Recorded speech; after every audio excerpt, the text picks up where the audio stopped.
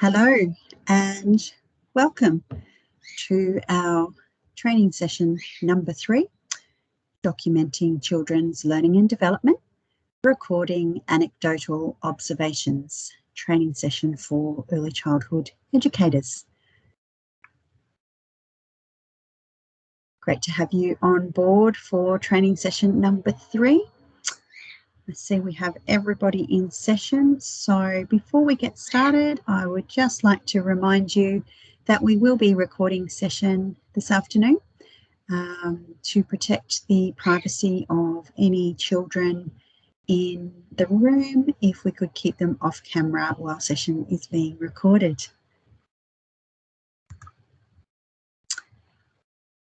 I would like to acknowledge the traditional custodians on the country on which we are meeting.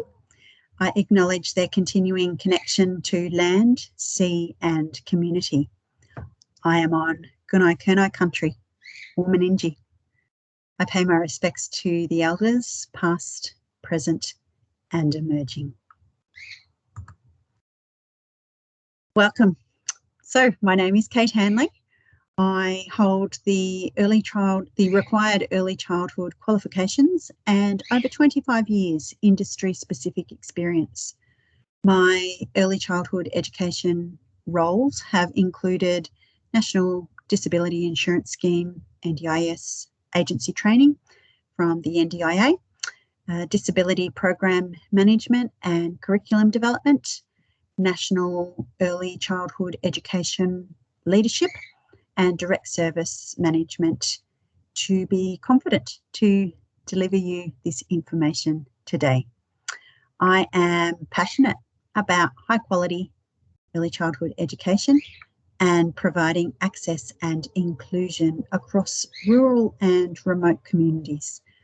So most definitely my role within early childhood education is ever evolving, and I bring this information and training session to you today with a great depth of knowledge, but also a lot of passion. So welcome aboard and thank you very much for joining in this afternoon. Okay, so the objective of the learning today, children's learning requires purposeful planning. Each child requires individual planning to achieve this. Early childhood educators must record their observations of children. This is called documenting children's learning and development. Through documenting observations, the gathered information is essential within the planning cycle to support a child's learning, growth, and development. This information can be instrumental in providing evidence of a child's needs for support. So our goals. By the end of the session today, you should recognise the various ways of documenting observations, understand what is an anecdotal observation, and how to complete an anecdotal observation. And you also will gain an understanding to know why anecdotal observations are important. We have some safety considerations. So we are meeting online in our session today. However, if we were meeting in the classroom, we would have some COVID safe elements to consider, such as social distancing and the wearing of masks and checking in via the QR codes located at the front of the buildings and learning environments. Today we don't necessarily have to worry about that. We're in the safety of our own homes learning remotely. That being said, get yourself comfortable, position yourself in an ergonomic chair, allowing yourself comfort to be able to sit through our 30-minute session today. Be prepared. Get yourself a notepad and pen to take notes.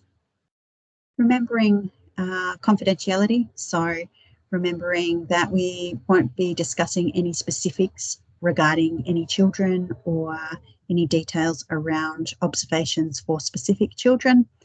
It is just a broad overview that is contextual to the learning that we are undertaking today. Should you need to take a break, please pop your hand up, use the icon at the top of the screen, or let me know and we can take a pause and take a break. So there are some expectations to improve the strength of our online connection today. During the session, I'll ask you to please turn your camera off and turn your microphone onto mute. If you have a question, please raise your hand or type your question into the chat box. There will be opportunity for Q&A at the conclusion of the session. Please remember to turn your camera and microphone back on before you speak. Okay, so what are the benefits? The benefits of knowing how to complete an anecdotal observation include planning for children's learning, understanding the individual child, building a meaningful relationship with the child, contributing to evidence of a child's learning and developmental needs, and completing effective documentation.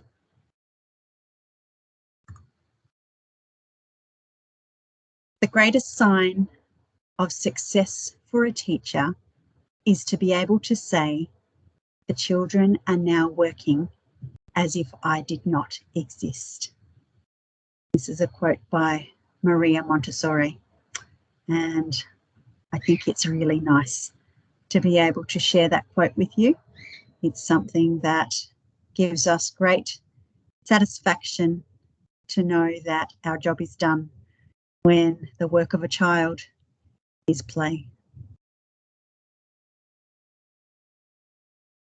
So in this session, you will receive information about what is an anecdotal observation, how to write an anecdotal observation. You'll be provided with examples of anecdotal observations and the opportunity to engage in a scenario and receive feedback. You'll be able to check your knowledge and you'll be able to ask questions. So why do we need to gather and record information about children? Gathering and analysing information about what children know, what children can do and understand is part of the ongoing cycle that includes planning, documenting and evaluating children's learning. This process helps educators in partnerships with children, families and other professionals to plan effectively for children's current and future learning and their wellbeing, and to communicate about children's learning and their progress, their wellbeing and development.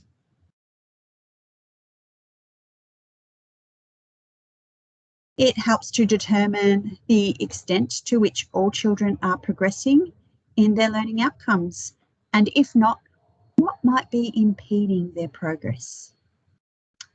To identify children who may need additional support in order to achieve particular learning outcomes, and to provide that support or to assist families to access specialist help. So that's some of the discussions we've had in our first true training sessions about identifying families that might have concerns regarding their child's development.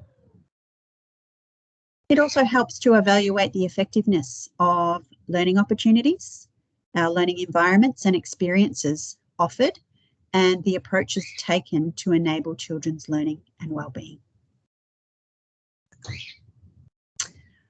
So what you need to know about anecdotes. An anecdote is a short snapshot of information and it's approximately a paragraph in length. They are descriptive.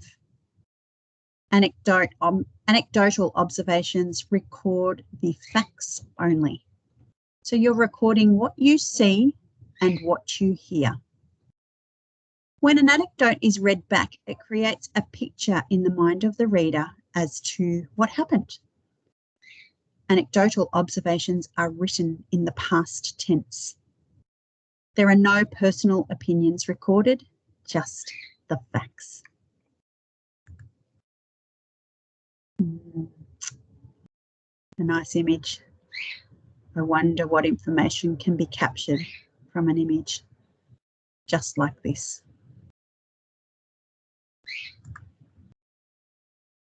Gathering information about children can come from different sources.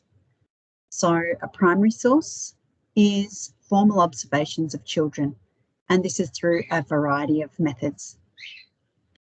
Secondary sources can be from things like an enrolment form, general information, and informal observations, medical documents, and a child's family history. So the primary sources, when we're looking about the different forms of documentation and observations, the documentation used to record and gather evidence about children's learning and development can include learning stories, anecdotal observations, running records, photos, children's artworks, capturing conversations, completing checklists, and journals and children's portfolios. So the focus of our learning today is the anecdotal observation and the importance of where that fits in terms of documenting children's learning and supporting children potentially to gain evidence about what might be going on. The secondary sources can include checking information on a child's enrolment form. This document provides personal particulars about the child, general information and informal observations from other educators and staff that assist to build a picture about the holistic view of the child. Medical documents, so specialist medical reports, allied health or maternal child health information that can provide insight into a child's background. And the family history. So information from parents and carers is critical to understanding and recording information about a child. So what is an anecdotal observation?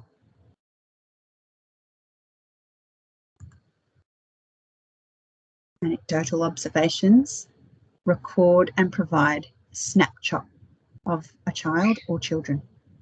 They are written after the event, which means that they are quite often short and focused. Anecdotes require the educator to rely on their memory. So carrying a notepad in your pocket and jotting down brief key points which will assist in accurate documenting of the observation later in the day. So be prepared. Anecdotal observations are written as narratives of significant behaviours that an educator has observed, so they are written in the past tense. They are written as facts only, exactly what you saw or heard and when and where it happened. The educator does not need their opinions, the educator does not add their opinions about how the child was feeling or why the child may or may not have done or said something. It is just the facts only. The advantages of anecdotes are that the level of detail can clearly indicate what needs to be planned for a child to support their development. A series of anecdotal observations recorded over a period of time can be used to show patterns of behaviour and developmental progress. Anecdotes are the most commonly used tool in gathering information about children.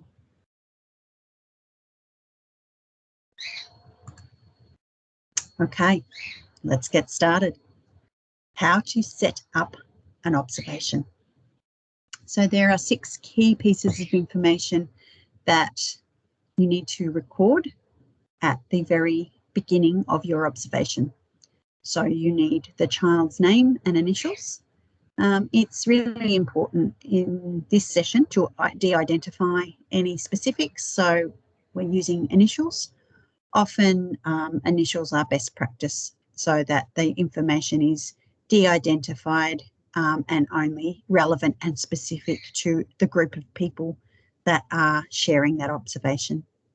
So the child's age, in this case, 3.4, just 3 years and 4 months.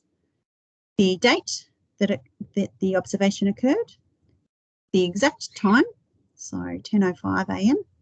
The location, outside at the mud kitchen table, and the observer's name. So this is the person that is taking the observation, and in this case it is Kate.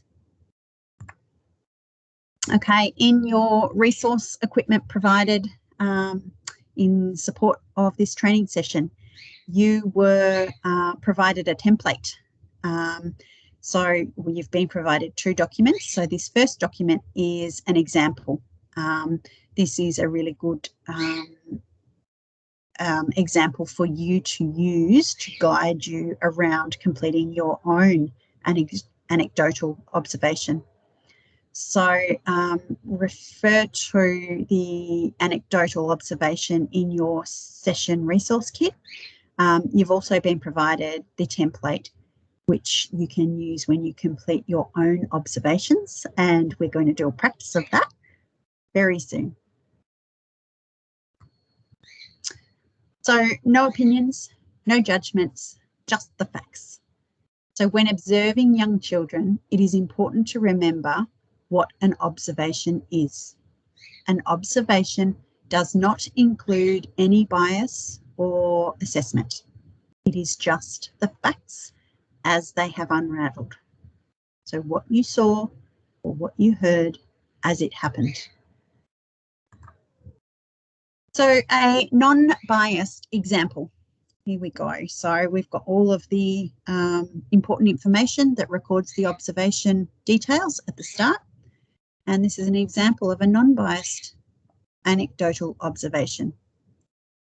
Lauren walked to the dress-up area with Caitlin.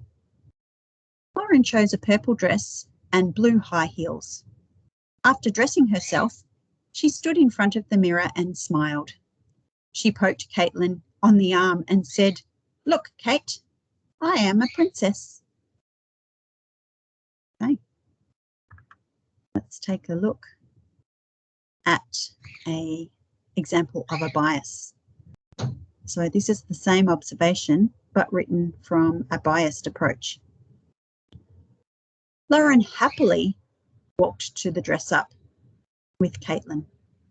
She was excited when she picked up the dress and put it on.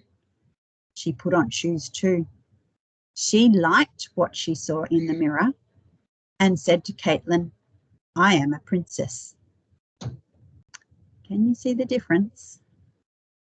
So there is a very distinct difference between a non-bias and a bias observation. So a non-biased example that we heard didn't give any description or any assumption. It was just the facts. Whereas our biased example is giving some description that is open for interpretation, and therefore we are seeing some assumptions appear, which may not necessarily be the case. We didn't know that Lauren was happy. She may have appeared to be happy, but we can't concretely confirm that. So it would be better to eliminate that wording. The same with the description of excited and that she liked what she saw in the mirror. We can assume all of those things. However, because we are not Lauren, we can't definitively say that they are what she was thinking. So we just simply need to record the information as we saw it. Unpacking the unbiased approach. Since we are not Lauren, we do not know if she was happy, excited, or that she liked what she saw in the mirror. We can assume that from her facial expressions, but from observations, they are not the place for assumptions. So we are best to not assume. Our observations are factual. Here's a tip. It is a better idea to include your observations of her facial expressions than to assume that she was happy, excited, or proud. So you can potentially provide your observation if you frame it that way. However, you must not assume to put those feelings and emotives in on Lauren's behalf, because we are not Lauren, so we do not know that information.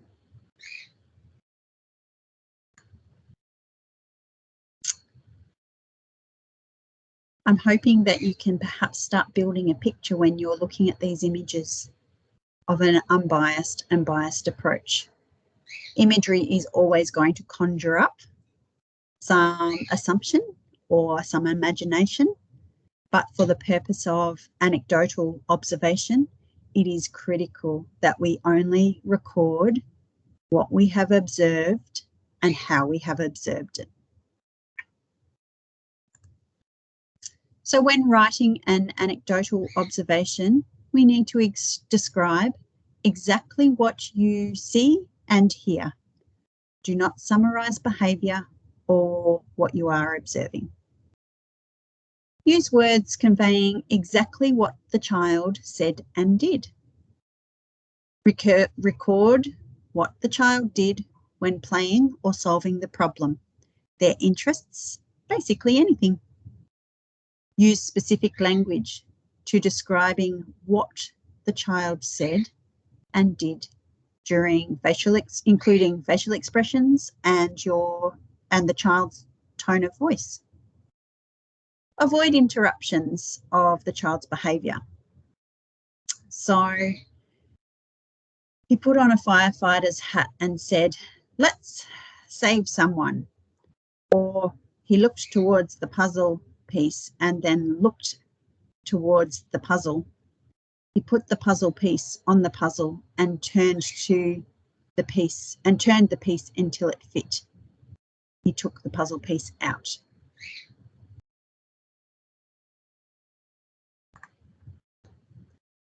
So be direct. Tell it like it is or was. Here we go. He looked towards the puzzle piece and then looked towards the puzzle. He took the puzzle piece. He put the puzzle piece on the puzzle and turned the piece until it fit.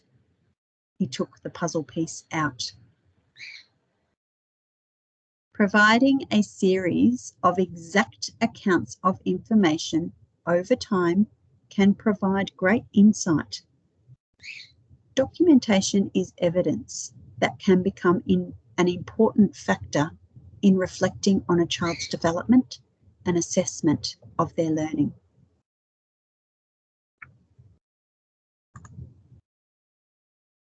Here we go. So again, imagery is important, but recording what actually happened is equally as important. He looked towards the puzzle piece and then looked towards the puzzle. He put the puzzle piece on the puzzle and turned the piece until it fit. He took the puzzle piece out. All of that is incredibly important information as it is recorded and as it is recorded over time with sequential details. It helps to build a picture. Some handy hints. So keep a notebook handy to make brief notes to remind yourself of incidents you wish to include in the record. Also include the name, the time and setting of your notes. So these are called jottings. Write the record as soon as possible after the event. The longer you leave it to write your anecdotal record, the more subjective and vague the observation will become. In your anecdotal record, identify the time, the child, the date, and the setting. It is a good idea to carry a notebook and pen with you at all times. Be prepared. Some more handy hints. Quickly jot down some brief notes to jog your memory. Later, when time permits, refer to your notes. Again, these are professionally known as jottings, and write them up as an anecdotal observation. The objective analysis is not conclusions or diagnosis. It is just the facts. Just the facts as they present and as you see them and record them. Include details of child's behaviour, such as the actions or comments that the child has made, and use evidence of exact words.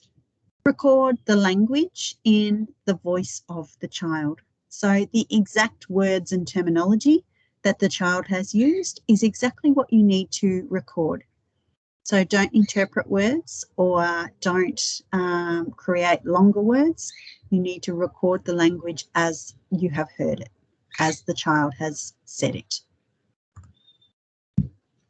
So here is the copy of the anecdotal template that you have been provided in your resource kit.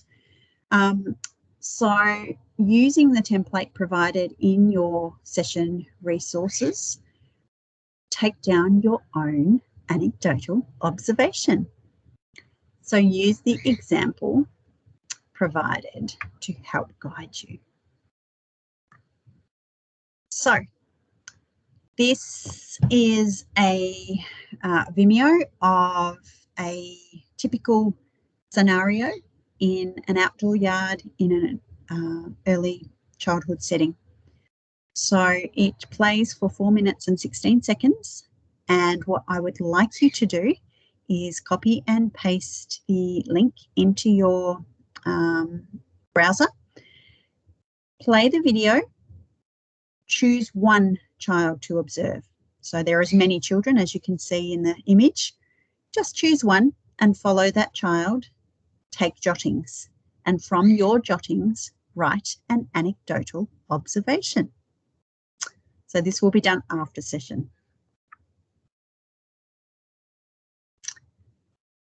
Once you have completed your anecdotal observation, email your document through to me and you will receive returned feedback via email. So are there any questions in regards to that? I have a copy of the PowerPoint presentation will be provided to you after session. So please feel free to go through the session prior to watching the video, should you need any refreshers. And the idea of completing this anecdotal observation using the tool that you've been provided is that you will send it through to me to get some feedback to refine and develop your skills.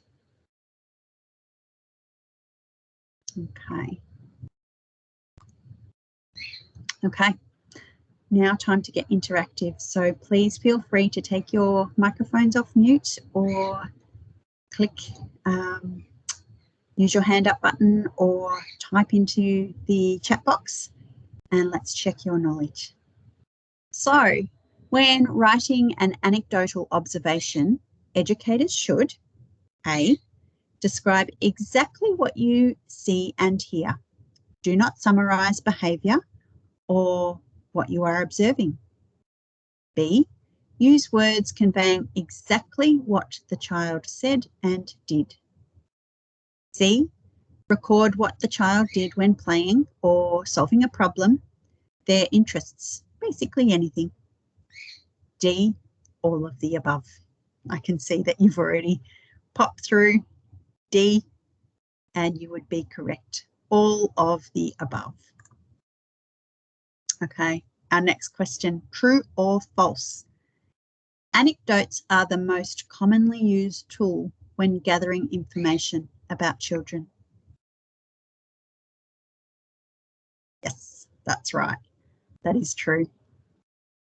They are a very, very useful form of documenting information and a very widely used tool in the early childhood industry and early education sector.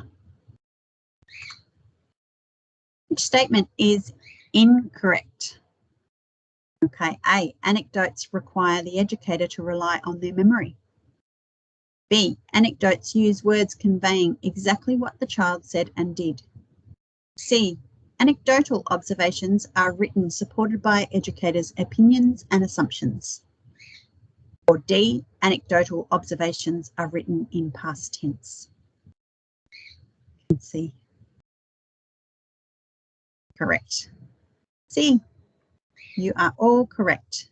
Anecdotal observations are written, supported by educators' opinions and assumptions. Yeah, that is incorrect. So C would be the correct answer. Okay, true or false? An anecdote is a short snapshot of information. It's approximately a paragraph in length. Yes, you're all typing through madly. True, absolutely. That is correct. Snapshot of information that provides factual information and insight. True or false? An observation may include bias or assessment. An observation may include bias or assessment. So that probably should say an anecdotal. An anecdotal observation may include bias or assessment. Yeah, false. So there is no bias or no assessment in anecdotal observations. They are non-biased, and the outcome is not to provide assessment or assumption. The outcome is to provide factual information and record factual information. Okay, do you have any questions?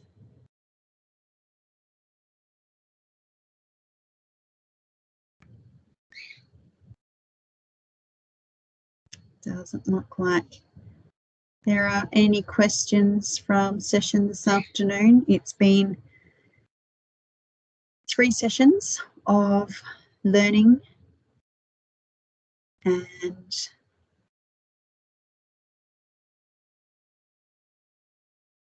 we have come to the final of our 3 sessions. So there doesn't appear to be any questions at this stage. So I would definitely love your feedback. So most definitely, if after session you have a question, you have an opportunity to still ask that question through feedback. So your feedback is important. Please take a moment to complete and return the survey that was emailed through to you. I look forward to receiving that along with your practice anecdotal observation from the video clip that's been provided.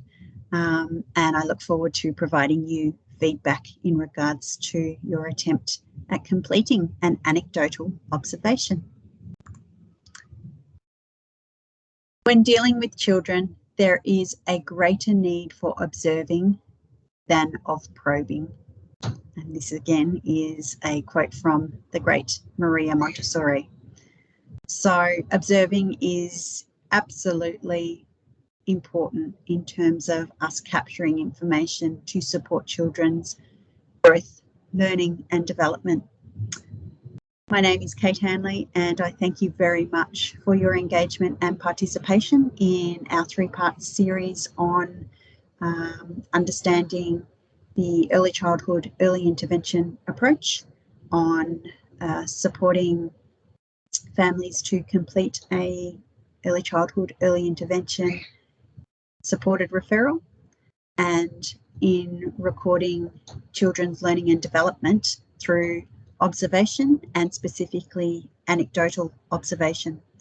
Thank you very much for your time, and please feel free to contact me should you have any questions whatsoever. Remember, as early childhood educators, what you do matters. Thank you.